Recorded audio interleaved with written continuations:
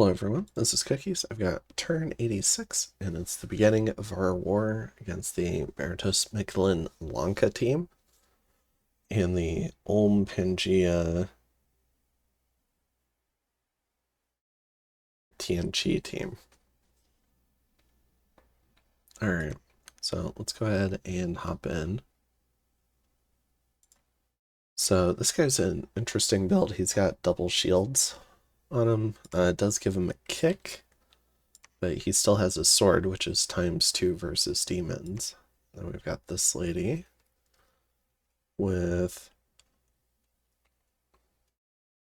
a lightning spear, it looks like.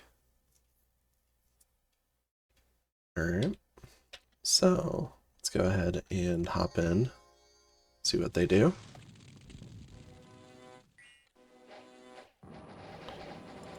Alright, so here's the script, and then here's the script for these. They're going to work on clearing out this PD, which the horror helmet helps out quite a bit. Get a fast morale check.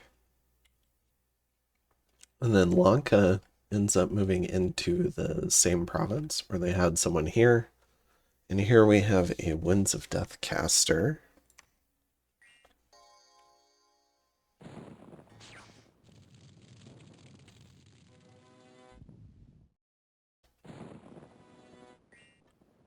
Does get paralyzed. That's a 29 round stun.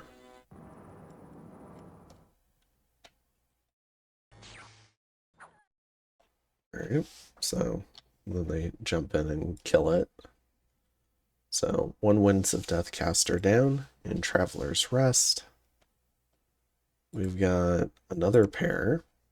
So this one has a Hell Sword, which has partial life drain, gives Berserker and Fire Res. It's a pretty cool item, actually, on a rare cross path, and gives a lot of attack.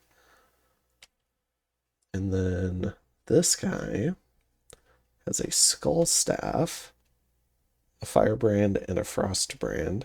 So it could be a pretty nasty Skelly spammer. But there's just PD here. We can go and maybe see what their script was.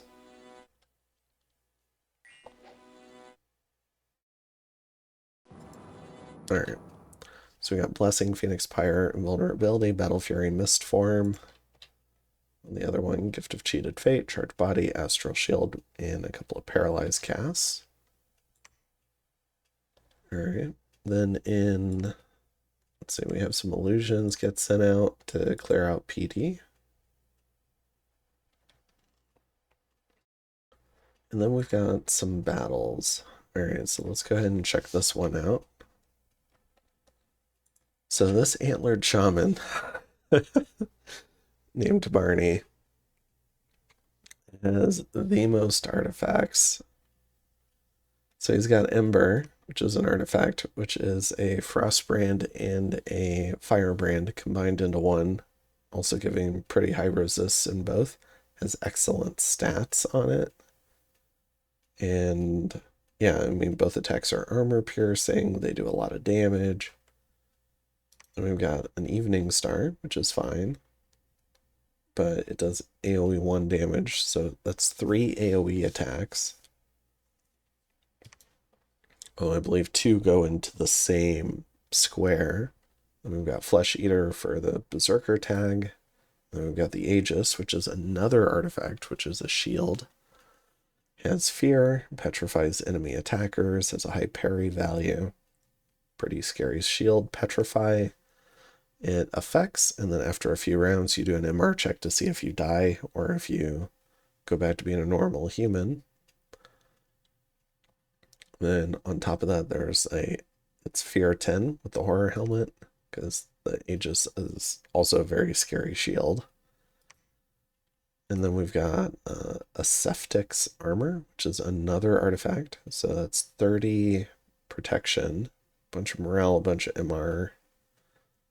And then we got the Boots of Kalius the Druid for 10 reinvigoration. And then we've got the silver arms, which allowed him to hold all the extra stuff. And then give HP. And then we've got the Eye of the Oracle, another artifact. Gives a lot of stats. And I think the silver arms, I forget. I don't think they're an artifact, but they might be. I think it's got a bunch of fire gems. And this antlered shaman is trying to solo this force. So we've got Ether Warriors. We've got this Adept of the Golden Order. We've got a number of Angiri, which are sacred Kaelasa summons that he gets with fire gems. We got Gandharvas. We got a Yaksha, the Herald Lance, Rainbow Armor, Crown of the Titans. I don't think it's a lot of mages. Yeah, it's just 4. Oh, I guess the Atavi Chieftain doesn't count. So it's just the 3 mages. So this guy's going to do a big earth buff. This guy will probably also do a big earth buff. Then we've got a fire buff. Let's go ahead and see what they do. Earth Shatter Army, Army of Lead, Gift of the Furies.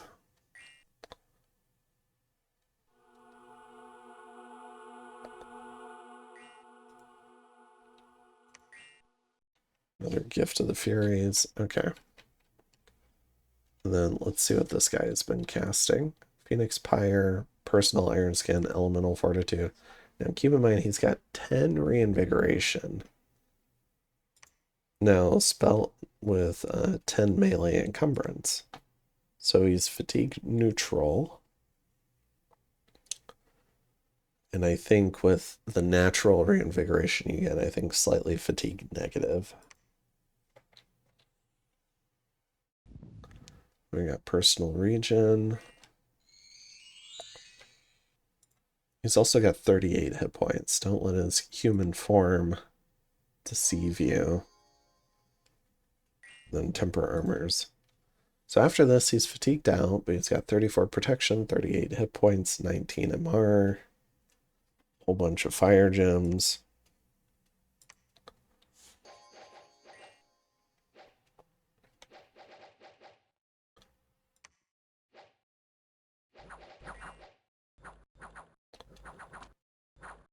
And so you can see the initial wave, he takes some pretty significant hits. But then he petrifies a lot of the attackers. And then he shows back up.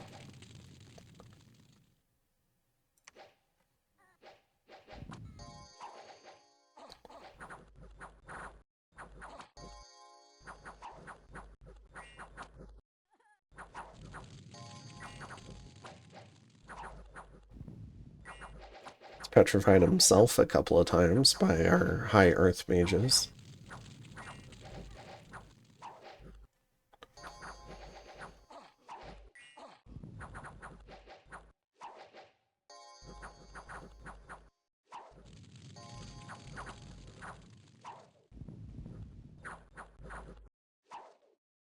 But unfortunately now he's at 0 fatigue. And so he's just gonna keep killing our poor soldiers through petrification. As a reminder, this is our bless. So just kind of a rainbow bless.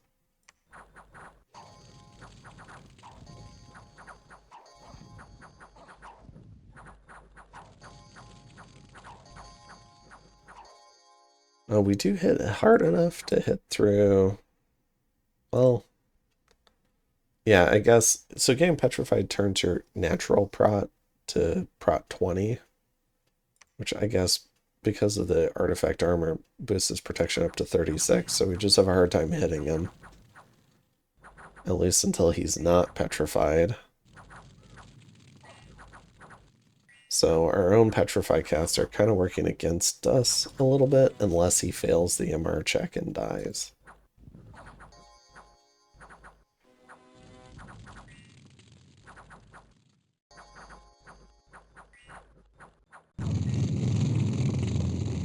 Alright, so he reappears over here.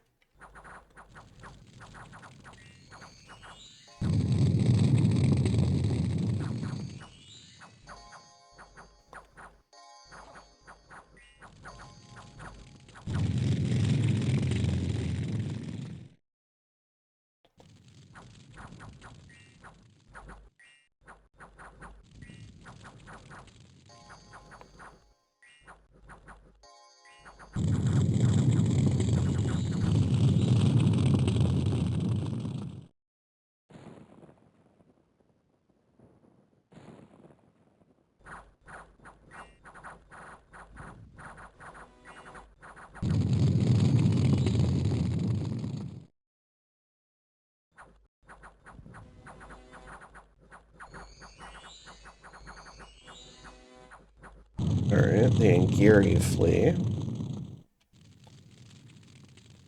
But we hit Twilight. And Twilight,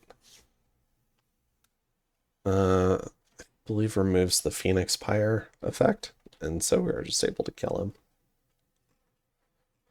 So that's another thug done in by Twilight, but this time it works out for us. So we lose 20 Angiri, 1 Ether Warrior, and 3 Kuyakas.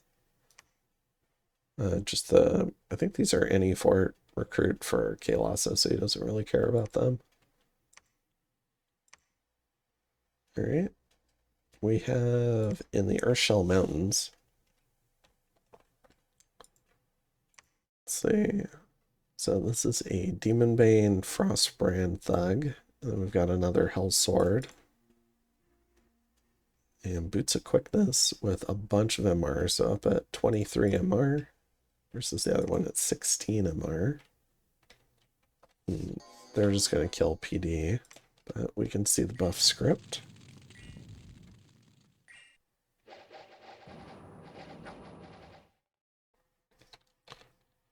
Let's see. So here it is. And here it is. Okay. So they'll kill that PD, and then Lanka rolls in with a vampire doing life for life.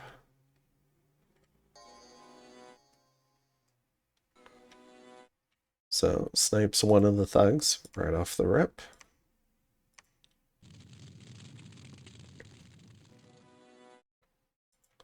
Almost kills this guy, but he actually manages to survive, and he's also got Phoenix Pyre up. But he does route. Takes the HP route. Alright, so we lose one thug there. Alright, then we have another pair. Kalos has got a lot of thugs. We made him a tremendous amount of gear. So we got 2 more Hell Swords. Another Skull Staff. Chainmail Displacement. This one's got Elemental Armor.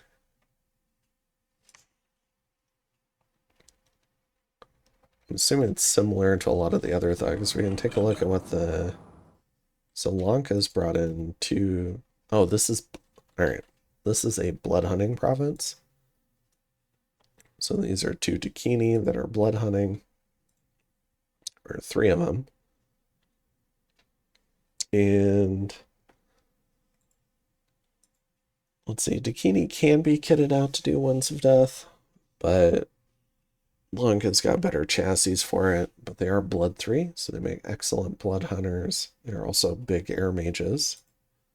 Then we've got a vampire lord also hunting here. There's no blood slaves here, so we'll have to see what happens.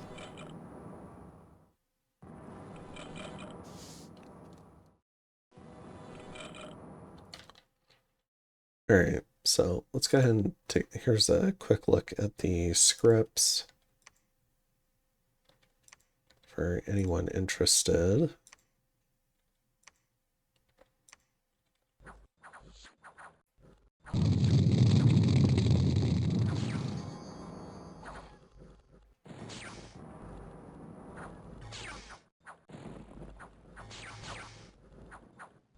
Kind of hard to tell the colored squares apart.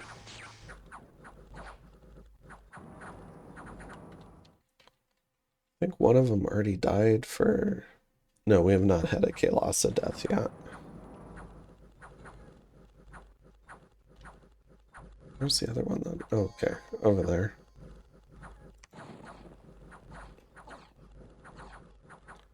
Yeah, Dakini do have built-in Athames, the partial life drain.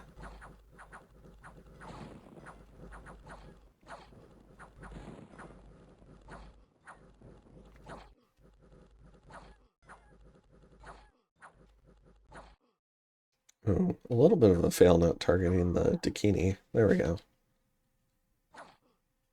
So I think we get...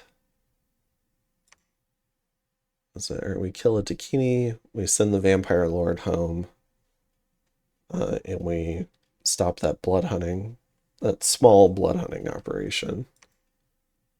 And we do get jumped on by a golem.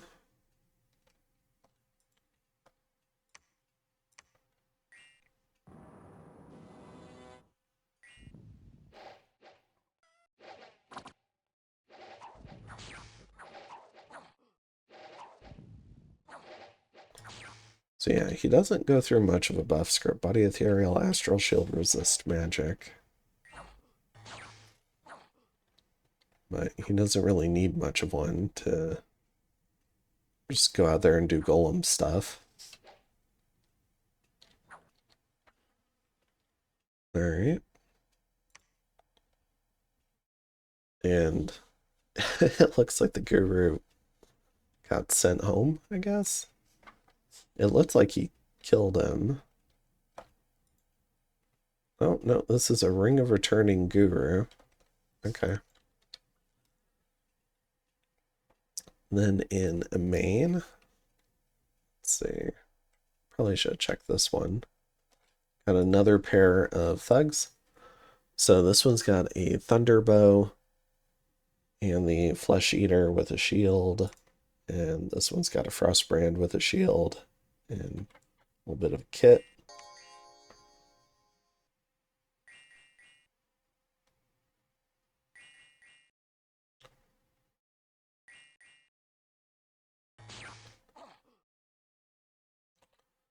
So Iron Skin, Moss Body, Luck, Temper, Flesh, and Blessing.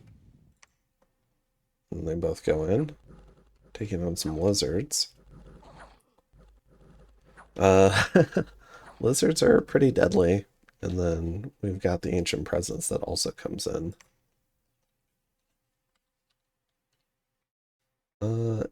Oh, but the Yaksha had a Ring of Returning.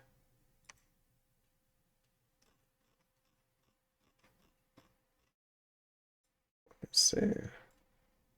Okay, and then the Gyuyaka General is gonna die because it got devoured. Now, this Ancient Presence, when you get an Ancient Presence, it's a unit, not a commander. And so they've turned this one into a commander. And they've done Liquid Body, Elemental, Fortitude, Quicken, Self. Let's see, so that was here. We can also see what point buffing TNG did. So we've got Iron Skin, Iron Will, which puts it up at 25 MR. And we got some self buffs. Alright. And then we've got 2 Fort Stormings. So we were doing a little bit of ultraing in the south. I'm not sure if I covered it a couple of episodes ago, but we did some negotiations. We're going to have a nap 1 with the Merverni team. And then... And what we're going to take is Mount Chaining and the Throne. Both teams are aware of Mount Chaining. But given the fact that they're also fighting the Vanheim team, they weren't willing to fight us over Mount Chaining just yet. Well, one of the players did, but the team as a whole voted not to. And so we're going to go ahead and storm this Vanheim fort. This is the Mount Chaining fort. with what looks like a Fort Grigori. So we've got the first sword, that's an AP sword. Does a lot of damage, has a lot of stats. We've got the Bloodthorn, Axe of Hate. From this Grigori. From this one, we've got the Elemental Armor. Bloodthorn, Axe of Hate again. From this one, we've got a Hell Sword with Elemental Armor. So, 4 very scary Grigori coming in here for this fort. So you can see the buffs: Soldiers of Steel, Furious Warriors, and Divine Blessing. But they're not going to mess around too long. They're just getting in there.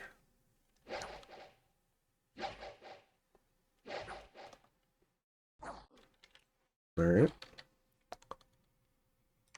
So that's that one. And then in Astardium,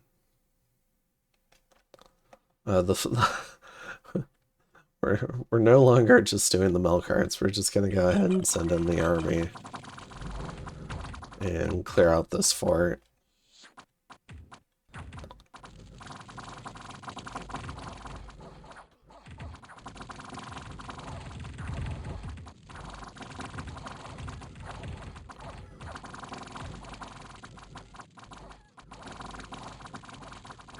There's a lot of dart throwers.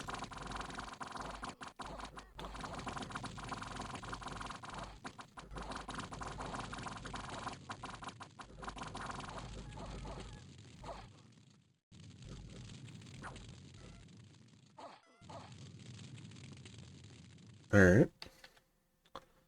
So, but we do finally take it. Looks like we lose a Mound King. Or maybe he can get his skeleton horse back.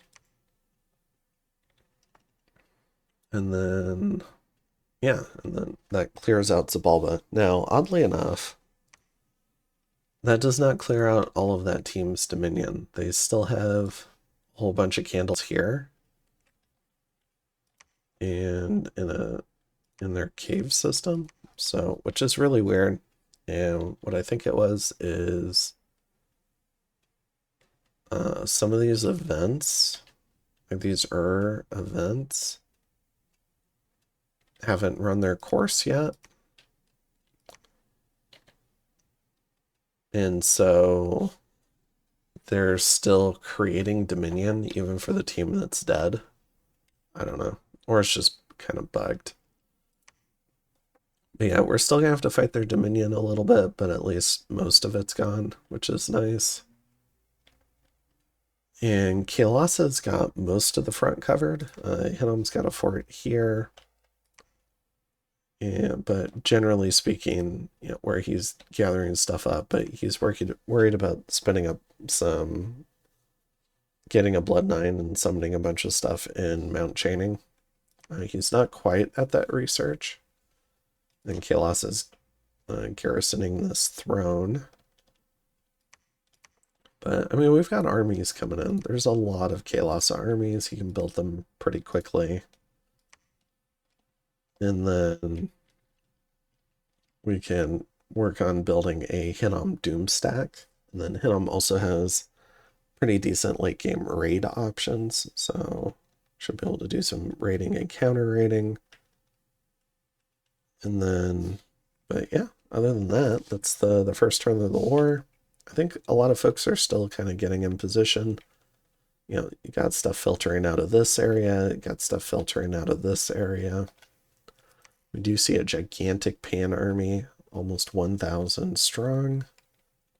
According to the scout reports, we've got the Baratos Doom stack. So they've got some stuff to hold the front lines. You know, you got a TNG stack here, and they'll have more stuff coming in, this TNG army. So we're going to have our work cut out for us, especially with me not having any armies. And aside from providing incredible amounts of gear where I've filled nearly both of their labs, it's probably time I started getting going. So, I've started producing mages and troops again.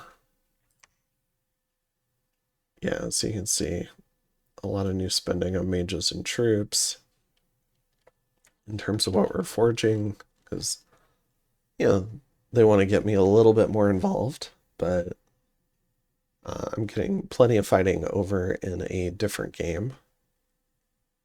So I don't mind just slinging them stuff, but they do want to get me more involved. Burning ones, they can still be okay. So, although I still, at least for this particular build, they seem a lot worse than what, like having Sayer or Ingiri. But yeah, I can go ahead and start getting some stuff set up in Flex and maybe move out a small army at some point. I've also got some research gaps to make up. I need to pick up several aids so that I can actually do late game magic. But here's what we're forging this turn. Volcan Scepter is useful for doing flames from the sky. It gives a range boost, and I believe it's a booster. And then what are we? We're sending out a fair amount of stuff this turn as well. So I think that's it for the first turn of the war, turn 86. I'll probably call this one here. And then, yeah, it might be, because this war is only going to heat up more, so it might just be one turn per episode, heading out from here a bit. But yeah, I'll go ahead and see you guys in the next one. Have a good one. Bye.